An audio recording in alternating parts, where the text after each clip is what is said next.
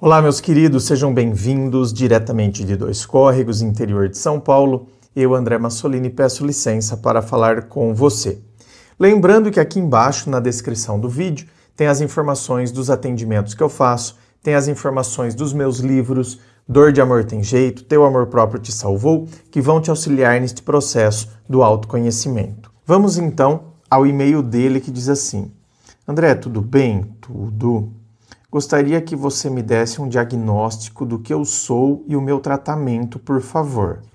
Diagnóstico, meu bem, com um e-mail, por exemplo, dependendo do caso, não tem como, né? Diagnóstico, muitas vezes, a gente consegue fazer nos atendimentos, aí a gente consegue ir chegando em algumas conclusões, vai pontuando isso com a pessoa. Tenho 32 anos. Porém, desde garotinho, diferente do meu irmão do meio mais novo,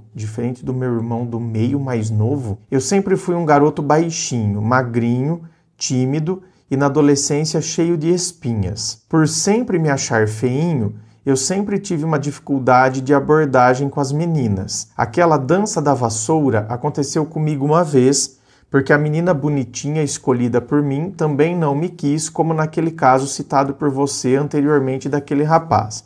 Bom, eu não faço ideia que caso seja esse. Essa história da vassoura, eu sei que acho que apareceu em algum relato aqui do canal, porque eu lembro que foi uma história que me marcou, porque eu nunca vi isso aqui na minha cidade, ao menos, nem vou falar região, na minha cidade, nunca eu vi esse negócio da vassoura. Ainda bem. Bom, eu não ia em bailes, mas apesar de não ir em bailes, as minhas primas iam e a gente trocava todas as ideias depois, elas contavam tudo o que tinha acontecido e nunca eu fiquei sabendo por relato de ninguém que aqui, repito, ao menos na minha cidade, havia essa dança da vassoura, em que a pessoa vai ficando com a vassoura, ninguém pega a pessoa fica a festa inteira com a vassoura na mão, porque aí se alguém vem tirar você para dançar e você passa a vassoura para outra pessoa, uma coisa assim, né? Não me recordo agora.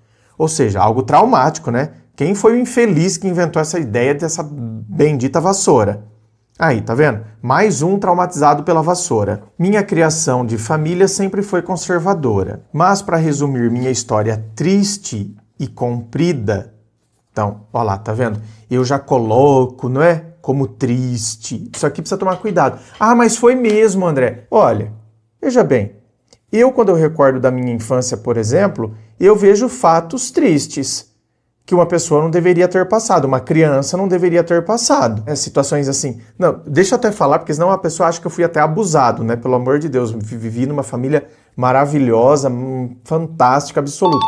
Quando eu digo assim, no meu caso, por exemplo, que eu ficava, né, desde a mais tenra idade, eu já sabia que tinha algo diferente comigo. Que conhecimento eu tinha de sexualidade, não é? Mas eu já sabia. Então, na escola, por exemplo, eu estudei numa escola rural.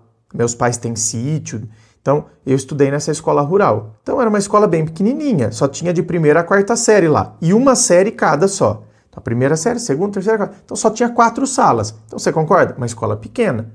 Os meninos, na hora do intervalo, iam jogar bola. As meninas pulavam corda, amarelinhas. E eu tinha que ficar sentadinho lá, sem fazer nada. Por quê? Eu não gostava de jogar bola, que era uma coisa típica dos meninos. Todos os meninos jogavam bola no intervalo, no recreio, né? E eu poderia pular corda ou amarelinha com as meninas? Não. Então, minha única diversão era quando chovia. Porque quando chovia, os meninos não podiam sair para jogar bola. Então, aí todo mundo brincava de queimada, aí os meninos pulavam corda junto com as meninas. Aí era a hora que eu me divertia, aí eu me sentia criança, né? Então, você tá vendo? Um negócio desse é um fato triste? É um fato triste para uma criança. Mas eu entendo como parte do passado. E já está resolvido, tudo resolvido, graças a Deus, dentro de mim, através do autoconhecimento. Está tudo resolvido, essas questões. Eu cito como exemplo. Então tem que tomar cuidado com a maneira como a gente relata. A minha história é triste. Porque às vezes eu estou trazendo essa tristeza até hoje. Não fez parte do meu passado, não está resolvido. Então eu me vitimizo. Esse é o problema. O problema não é eu falar, tem fatos tristes na minha história. Todo mundo tem. Uma coisa é eu estar relatando. Já está resolvido, faz parte do passado. Mas olha, poxa vida, esse tipo de coisa que aconteceu, uma criança passar por isso, não deveria, né? Mas aconteceu. Não tem culpa também. Ninguém está sendo culpado por isso. No meu caso, por exemplo, não estou culpando ninguém. Era uma coisa tão típica da década de 80, né? Que entendimento que se tinha das coisas, tal. Então a gente tem que tomar cuidado para não se vitimizar. Tem que tomar cuidado. Senão a gente carrega até hoje determinadas coisas do passado. E aí a gente vai só reproduzindo isso hoje. Aí a vitimização nos imobiliza, porque a vítima fica parada. A vítima senta, chora, reclama. E acha que o universo conspira contra ela. O que me derruba mesmo é a minha autoestima baixa. Mas já pulando para a minha vida adulta, o pior é a humilhação. O julgamento dos outros para comigo sem nenhuma compreensão. Nos meus empregos que já tive, na convivência com os funcionários, parece até que eles percebem no meu jeito que sou solteirão, sem filhos e que não pega ninguém. Então, tá vendo? Isso aqui, meu bem, é você que carrega, tá vendo? Tá carregando até hoje. Não adianta. A minha história triste tá carregando até hoje. Então, quer dizer, é algo que me amedronta e aí eu já chego nos lugares com isso. É lógico, as pessoas percebem, as pessoas sentem isso, as pessoas sentem o cheiro do medo. É como se eu, já que eu usei o meu exemplo de criança, é como se eu não tivesse resolvido a questão. Então, eu sei que tem algo diferente comigo, depois como adulto sei da minha sexualidade, mas eu continuo querendo esconder. Igual eu escondia quando era criança, porque é lógico, como criança não tinha os critérios, aquilo me amedrontava. Mas aí eu cresço um adolescente amedrontado e continuo um adulto amedrontado dentro do armário. E aí a hora que eu chego nos lugares, meu Deus do céu, qualquer brincadeirinha que fazem, eu já levo pro lado. Estão achando que eu sou gay. Então, meu Deus do céu. Então eu tenho que ficar provando e fico me blindando. Você está entendendo, meu querido? Então, eu já carrego aquilo. Então, o mundo se transforma numa grande ameaça, porque eu tenho medo, porque eu não estou bem comigo. André, eu tenho 1,68, baixinho, e 75 quilos hoje em dia. Meu rosto é até bonitinho. Dei uma ajeitada no cabelinho. Olha isso, ó. Tudo diminutivo. Tá? Tudo diminutivo, gente. Olha como a pessoa se vê diminuída. Baixinho, eu tenho até que um rosto bonitinho, dei uma ajeitadinha no meu cabelinho. Minha nota a mim mesmo é 8. Mas o problema é que aquela imagem forte daqueles tempos de feiura ficou projetada em mim até hoje e não consigo me esquecer disto, e toda vez que abordo uma mulher ou até converso bem com ela, rola ou pinta até um clima ou um bom ritmo de eloquência e charme. Porém, quando vejo um homem mais bonito, eu até me recordo daqueles tempos do passado que já passou. Me bate uma insegurança e um desânimo devastador. E o pior, não paro... Bom, pera lá, então vamos por partes. Quando eu vejo um homem bonito, mais bonito, eu me recordo daqueles tempos do passado, me bate uma insegurança, um desânimo devastador. Querido, então sinto muito, mas você vai ter isso o resto da vida. O resto da vida. André, sempre vai ter alguém mais bonito, gente. Pelo amor de Deus. O Cauã Raymond vai ter alguém mais bonito que ele. E nem vai ser famoso. O Cauã Raymond vai estar andando no shopping e ele vai ver um cara que é mais bonito que ele. Um desconhecido. E assim vai. O mundo é assim, gente. O cara às vezes se mata na academia porque, nossa, cuida da alimentação e só come frango e não sei o que, e toma whey protein e faz na academia, quer ficar trincado. Aí ele tá passando em frente a uma construção, tá vendo o pedreiro com aquela marmita desse tamanho, aqui ó, depois, e com uma garrafa de coca de 2 litros ainda. E o pedreiro é trincado. Mais que ele, que só come frango o dia inteiro, toma whey protein, alimentação balanceada, academia, o pedreiro toma 2 litros de coca, come aquela marmitona e tem o corpo trincado. Meu bem, presta atenção, gente. A pessoa, eu tô comparando com o quê? Meu Deus do céu. Aqui eu não tô pintando o mundo cor-de-rosa, não. Sim, às vezes nós vamos ter um critério que foge muito do padrão. Eu sou meio assim, então se eu sou meio assim, eu sei que eu tô fora do padrão, eu sei que eu tô. Então não tô pintando o mundo cor-de-rosa. Mas se eu não estiver bem comigo, se eu não aprender a me aceitar como eu sou, nós estamos lascados. Mesmo o cara bonito vai estar lascado. O que eu falei do Cauã Raymond, vai ter alguém mais bonito que ele? Vai. O da academia, vai ter uma pessoa mais trincada com ele que não faz nenhum décimo do esforço que ele faz para ficar com aquele corpo. E vai. Então, se eu caminhar por esse caminho, presta atenção, eu estou perdido. E o pior, não paro em trabalho nenhum, porque os funcionários que trabalham junto comigo percebem esta minha fraqueza insegura que se irradia em mim e uma certa ansiedade. Claro que vai ficar ansioso. É como o exemplo que eu dei. Se eu não tivesse aceitado minha sexualidade, se eu continuasse no armário, eu vou viver ansioso. Porque eu vivo imaginando que alguém vai descobrir. Se alguém fala, nossa, que lindo, a pessoa falou isso só porque, de repente, sabe, eu peguei a xícara com o dedinho assim, ai, que lindo, que fofo, meu Deus do céu, já derruba até a xícara. E vou viver ansioso.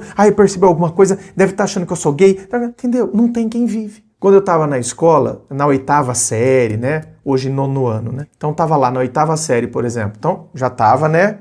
Já estava aí na adolescência. O professor começava a falar alguma coisa que eu imaginava que o que ele estava falando poderia conduzir a ele falar algo sobre gay. Eu já começava a ficar roxo. A minha orelha ia ficando roxa. Eu nunca me esqueço, uma vez eu imaginei que o professor ia começar a falar isso. Eu comecei a ficar roxo. E aí um colega virou para pedir uma borracha emprestada. Ele falou, nossa, por que você tá roxo desse jeito? E o professor, o assunto que ele estava falando, não levou a ele falar nada disso. Mas você está entendendo? Então, eu vou viver ansioso? Vou. Eu vivi ansioso. O que ele vai falar? O professor estava falando alguma coisa, já achava que ia caminhar para aquilo. Já começava a ficar nervoso. Não tem como viver desse jeito, bem.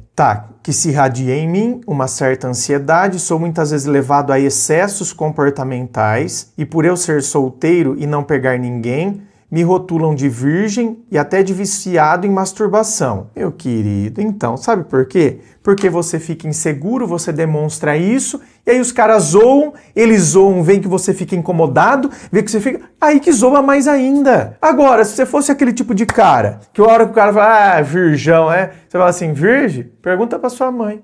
Sua mãe vai falar se eu sou virgem. Aquele cara que zoa o cara em sentido contrário, acabou. Você é viciado em masturbação. Não sou porque sua mãe me alivia. O espírito da 5ª série, bem, tem que habitar em você. Tem coisas, gente, que a gente tem que bater de frente.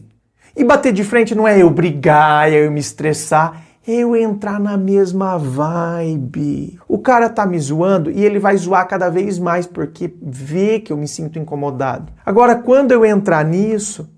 Como eu estou dizendo, a 5ª série que habita... Porque a 5ª série está habitando nesses caras que estão te chamando de virgem, viciado em masturbação. É a 5ª série. Homem demora mais para amadurecer. E ainda assim o espírito da 5ª série demora a ir embora. E aí quando você entra nesse espírito, a coisa fica leve, meu querido. E só sei que isso me mata de vergonha, porque fica parecendo que somente eu no trabalho sou assim desse jeito. E se for, o que tem? E se você for o único solteiro do trabalho? Qual o problema? Por que isso te diminui? Olha, gente, vocês estão vendo como as pessoas, elas carregam essas coisas, tá vendo? Da infância. Eu não falei que uma coisa é eu relatar fatos da minha história, outra coisa é eu trazer essas coisas. Você é o caso clássico, meu querido, que a minha história é triste e eu trago essa história até hoje. Ai, meu Deus, como o universo conspira contra mim. E eu vou carregando isso e tudo se transforma num grande peso, tudo me assombra. E para piorar, que apesar de não ser mais virgem, porém muitas vezes tive que me aliviar na pornografia através da masturbação realmente. Só sei que isto me humilha. O que te humilha, criatura? Ser solteiro? Não, meu bem. Consequentemente, acabo levando fama de preguiçoso, porém sem ser. Fama de preguiçoso? Por quê? Porque não para em trabalho? E por que não para em trabalho? Porque os caras começam a brincar e aí você cai na pilha e pede demissão? André, o que um cara como eu, com esses dilemas e frustrações pessoais, deveria fazer? Terapia urgentemente. Porque o que me mata de verdade não é o fato de eu estar sozinho morando com minha família. É o fato de nesses empregos eu ser o diferente ou até esquisito, taxado disto ou aquilo, e não corresponder ao padrão tirano de ser um homem macho de família. Sério? Então, será que no caso eu tenho de arrumar uma namorada logo para preencher essa lacuna? Nossa. Aí a sua vida já não tá lá essas coisas. Aí, bem, você vai pegar e enfiar sua vida no meio do toba. Lindo ainda. Eu tenho que arranjar uma namorada para preencher essa lacuna. Criatura, se eu tenho lacunas dentro de mim, e você tem várias, eu tenho que preencher com o meu próprio eu, porque as lacunas são minhas. Então sou eu que vou ter que preencher. Como? Com a terapia. Fazendo as pazes comigo, fazendo as pazes com a minha história, aprendendo a celebrar a pessoa que eu sou. Olha que coisa, gente. Eu tenho que aprender a conviver comigo. Muitas vezes o desafio é eu conviver com o outro. O outro que é diferente de mim, o outro... Olha isso, eu tenho que aprender a conviver comigo. Porque apesar de eu ser baixinho, A lacuna da beleza aceitável eu já preenchi. Eu acho que não. Não. Tem muita coisa a ser preenchida. Pode ter preenchido um pouquinho, ter trabalhado um pouco essa questão, mas está muito ainda a desejar. Pode ter certeza disso. Querido, procure terapia. Ai, gente, o dia que as pessoas entenderem o trabalho milagroso da terapia, elas não teriam tanta dúvida ou, sabe, não teriam demorado tanto para ir atrás. Mas vá, antes tarde do que nunca. Inscreva-se, fico aqui aguardando a sua inscrição. Se você curtiu, dá o seu joinha, compartilhe com seus amigos. Muito obrigado, beijo no coração e, é claro, um forte abraço.